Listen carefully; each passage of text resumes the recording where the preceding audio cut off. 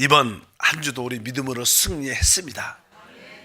이제 우리가 신약에 대한 개론을 나누기 전에 신구약의 차이점에 대한 그런 말씀을 나눕니다. 구약이 무엇이고 신약의 차이점이 무엇인가? 신약이든 구약이든 하나님과 사람의 왕래를 위한 조건들의 약속들이다, 이렇게 말씀을 드렸고, 구약은 어제 율법을 중심으로 세운 것인데, 이 구약은 하나님의 경륜에 원래 들어있지 않은 것입니다. 그러나 사람이 죄를 짓고 타락이 심해지니까 하나님이 바로 이 율법을 더하신 것입니다. 중간에 가입시킨 것이다, 이렇게 표현을 했습니다. 그래서 이제 구약의 어떤 특징은, 일단 구약은 바로 중보자인 모세를 통해서 우리에게 주어진 것이다. 우리 갈라디아서 3장 19절에 말합니다. 그런즉 율법은 무엇이냐? 범법함으로 더하여 진 것이라. 천사들을 통하여 한 중보자의 손으로 베푸신 것인데 약속하신 자손이 오시기까지 있을 것이라. 그러니까 한 중보자의 손으로 베푸신 것이다. 여기서 한 중보자는 바로 모세를 말합니다. 바로 모세를 통해서 하나님과 이스라엘 백성들의 그 왕래의 어떤 조건으로 모세를 통해서 주셨기 때문에 바로 한 중보자 모세를 통해서 율법이 우리 이스라엘 백성들에게 나타난 것을 알 수 있습니다. 사실 하나님이 우리에게 주신 것이 진짜 너무나 아름답고 좋고, 그러면 그것은 하나님이 아마 직접 주셨을 거예요. 우리도 그러잖아요. 근데 그렇지 않은 것들은 좀 다른 분들에게 좀 전해줘, 전해줘, 이렇게 말한 것처럼 진짜 이것이 율법이 하나님에게 너무나 기쁜 것이고 행복한 것이었다 그러면 하나님이 직접 주실 텐데, 모세 중보자를 통해서 주신 것을 통해서도 우리가 그것을 알 수 있다. 그래서 이 구약은 한 중보자의 손을 통해서 베푸신 것이다. 또 그래서 이 하나님과 사람의 그 관계를 위해서 사실 소와 양, 염소의 피로 세웠다, 피로 말씀을 합니다. 그래서 이 구약은 히브리서 9장 18절부터 20절 보니까 이러므로 첫 언약도 피 없이 세운 것이 아니니 모세의 율법대로 모든 계명을 온 백성에게 말한 후에 송아지와 염소의 피 및 물과 붉은 양털과 우슬초를 취하여 그 두 마리야 온 백성에게 뿌리며 이르되 이는 하나님이 너에게 명하신 언약의 피라고 하고. 그래서 바로 구약은 바로 하나님과 하나님 백성들의 관계를 회복하기 위해서, 왜? 죄가 있으면 하나님과 관계가 이루어질 수가 없습니다. 죄의 문제가 해결돼야 되는데, 그래서 바로 짐승의 피로 말미암아, 여기에 소와 염소, 양들의 그 말을 언급하면서 그분의 피로 말미암아, 짐승의 피로 말미암아 세우신 언약이다, 이렇게 말씀을 드릴 수 있고. 근데 이 구약은, 이 율법은 우리에게 생명을 주지 못합니다.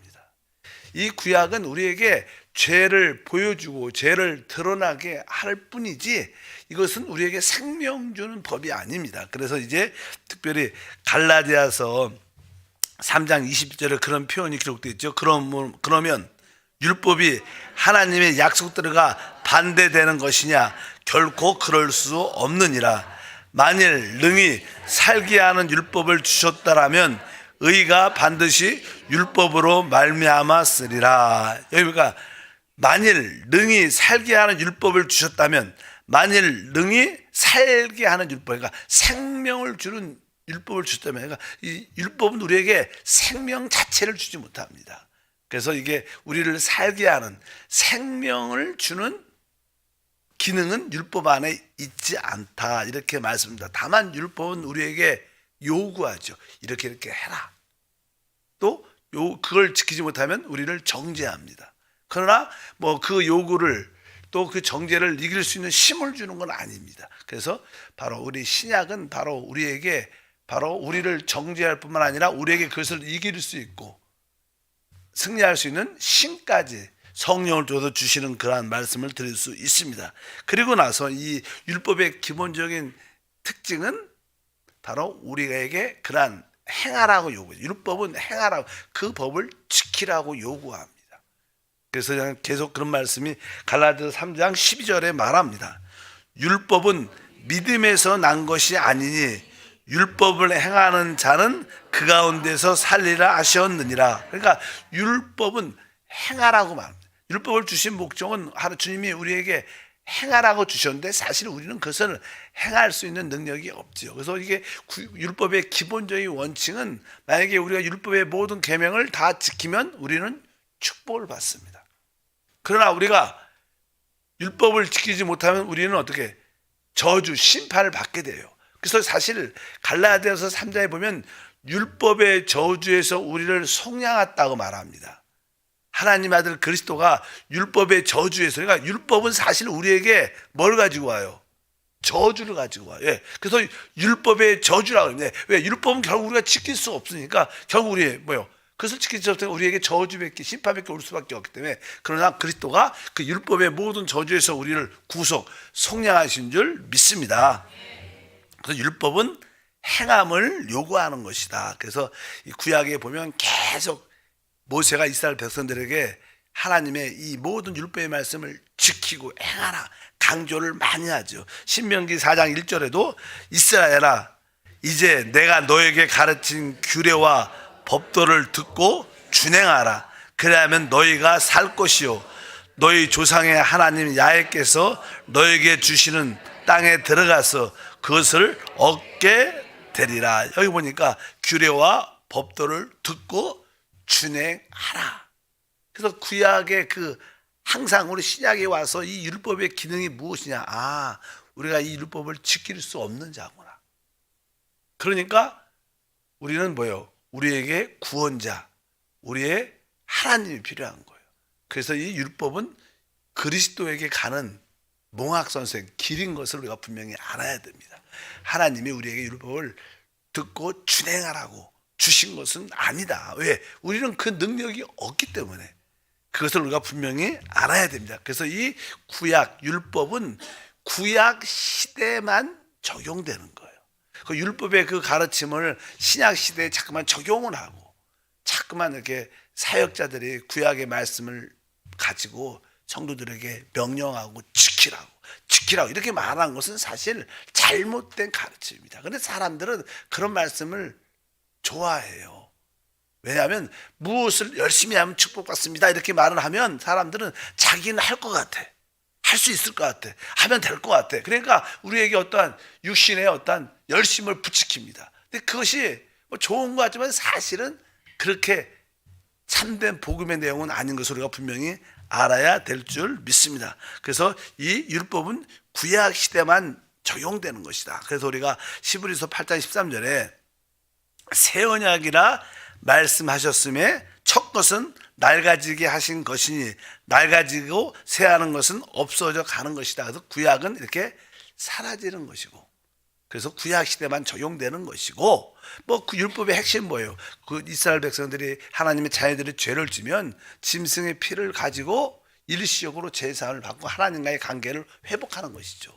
율법의 오직 기능은 그것이죠. 바로 그걸 지키면 축복받는데 지킬 수가 없으니까 짐승의 피를, 왜? 피 흘림이 있어야 제사함이 있으니까 짐승의 피를 뿌림으로 제사함 받고 또 그렇게 죄를 지면 또 짐승의 피를 가지고 나와서 또 제사함 받고.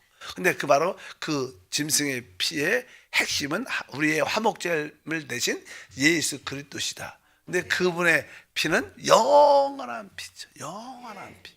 그래서 이 율법은 그러나 구약 시대만 적용되는 것이다. 분명히 우리가 예레미야 31장 31절에 보면 주님이 율법을 주셨을 때 그의 상태에 대해서 말씀을 하죠. 야훼의 말씀이니라. 보라 날이 이르느니 내가 이스라엘 집과 유다 집에 새 언약을 맺으리라. 이 언약은 내가 그들의 조상들의 손을 잡고 애굽의 땅에서 인도하여 내던 날에 맺은 것과 같지 아니할 것은, 이렇게 말하죠. 예, 그들이 이제 애굽에서 구속받고 신의 산에서 하나님과 맺은 언약, 바로 구약이죠. 율법을 통해서 맺은 그 언약 같지 않다. 결국 그 뒤에 보니까 뭐라 했어요?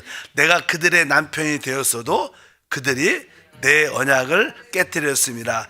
야훼의 말씀이라. 그래서 이제 주님이 주시는 새 언약은 바로 구약과 같지 않다는 거예요. 율법과 같지 않다는 거예요.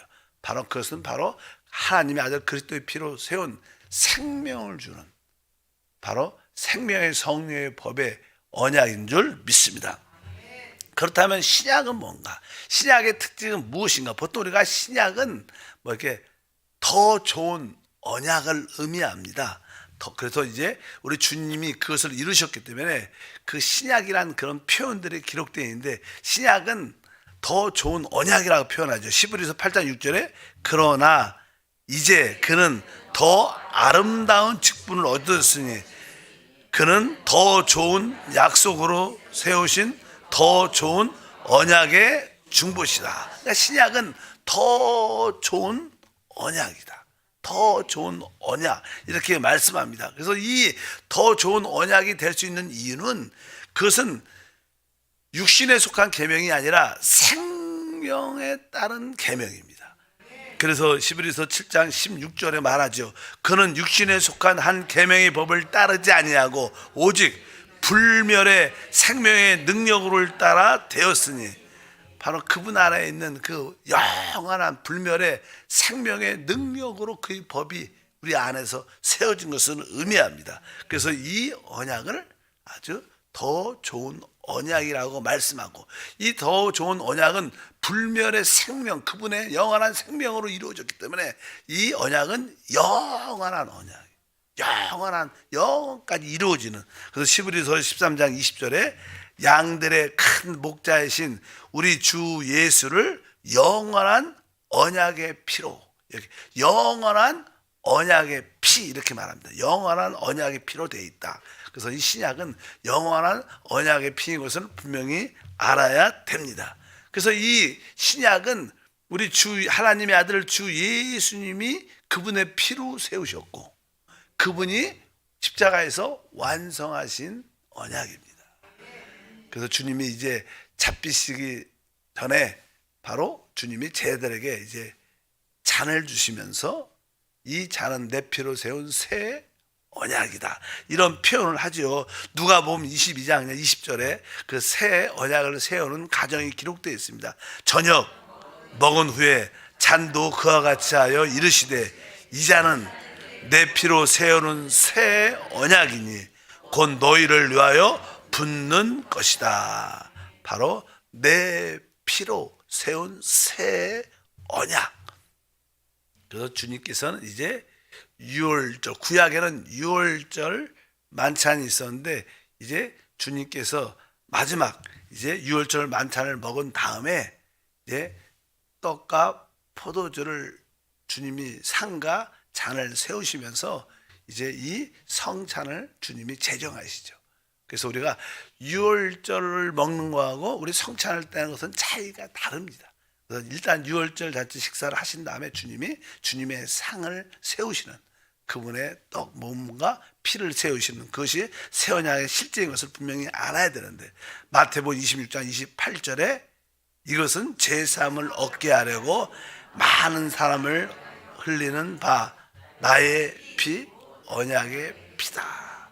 그래서 이 구약에는 짐승의 표였지만 신약은 영원하신 하나님의 아들, 그 아들의 피로 세운 새 언약이기 때문에 그 언약은 영원한 것이고, 그분 안에는 무엇이 있어요? 생명이죠. 그분 자체가 생명이니까.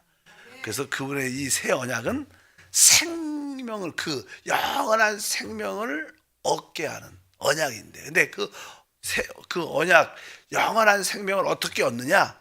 그것을 은혜로 얻는 겁니다. 은혜로. 그러니까 우리는 바로 새 언약, 신약은 은혜로 하나님의 영원한 생명을 얻는 것인 줄 믿습니다. 그래서 하나님이 세상을 이처럼 사랑하사 독생자를 주셨으니 이는 그를 믿는 자마다 멸망치 않고 영생을 얻는 것인데, 이 영생을 얻는 것은 바로 우리 하나님의 아들 그리스도를 믿는 것이고, 그것을 은혜라고 말합니다.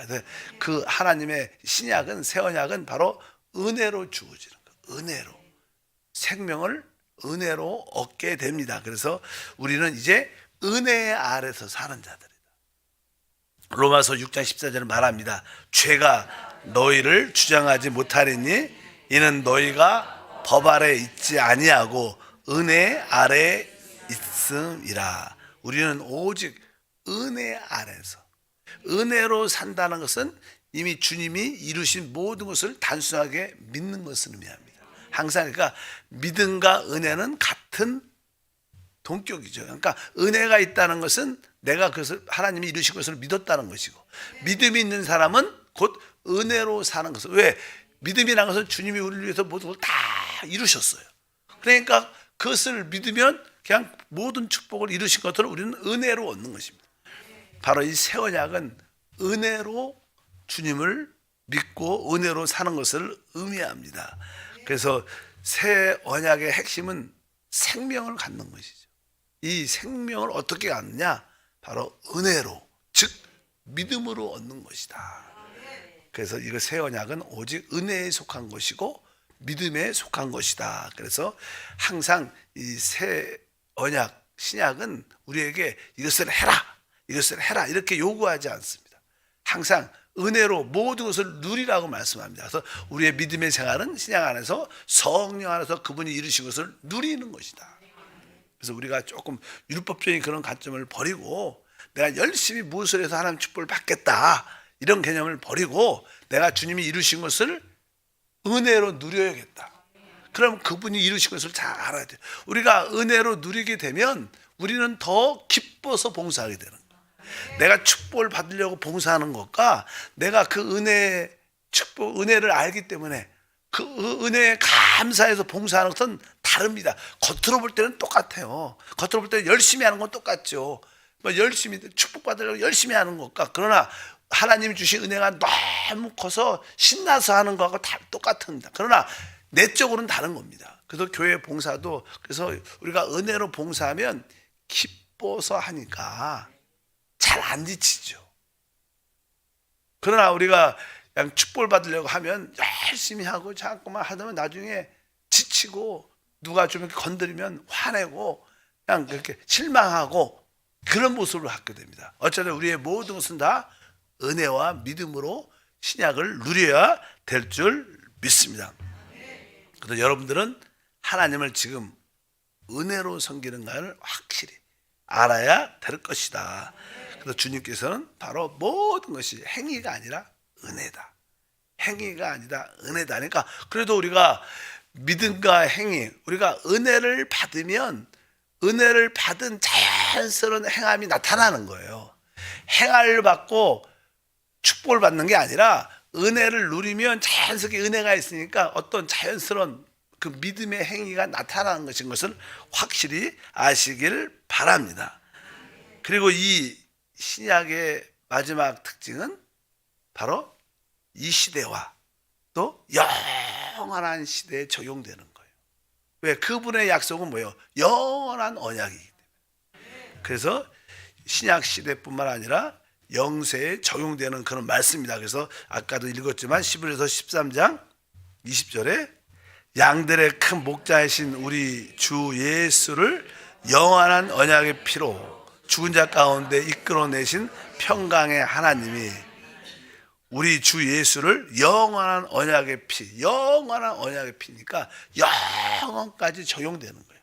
이 교회 시대부터 시작해서 영원한까지 이 신약이 적용돼서 우리가 믿음으로 우리가 은혜로 구원을 받으면 영생을 얻으면 그 축복은 영원할 것이다. 그래서 우리가 분명히 알고 우리가 믿음으로 승리해야 될 줄 믿습니다. 그래서 기본적으로 이렇게 간단하게 구약과 신약의 차이점을 우리가 잘 알고 있으면 이제 여러분들의 혼돈 가운데가 아니라 참된 은혜와 믿음으로 주님을 섬기는 축복을 갖게 될 것입니다. 여러분들이 바로 신약 시대에 우리 모두가 살고 있기 때문에 바로 은혜로 사는 법을, 믿음으로 사는 법을 우리는 배워야 되고 그것으로 누려야 될 줄 믿습니다. 하나님 감사합니다. 신구에게 차이를 보게 하시고 영원한 그리스도의 피로 세운 그 언약을 은혜로 누리고 믿음으로 누리는 우리 모두가 되게 도와 주시옵소서. 한 주 동안 승리하게 하심을 감사하며 기쁨으로 귀한 예물도 올려 드립니다. 예수 이름으로 기도합니다. 아멘.